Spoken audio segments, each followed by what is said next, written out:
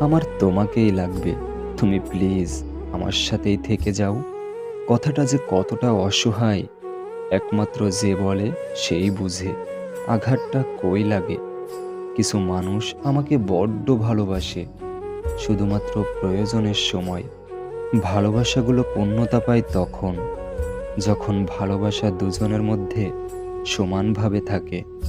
জীবনে কষ্ট দেওয়ার মতো মানুষ পেয়েছি, কিন্তু কষ্ট বোঝার মতো মানুষ আজও পেলাম না।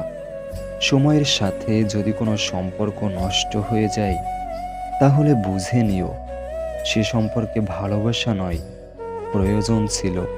যদি কাউকে ভালোবাসো, তবে মন প্রাণ দিয়ে ভালোবাসো, অভিনয় করে নয়।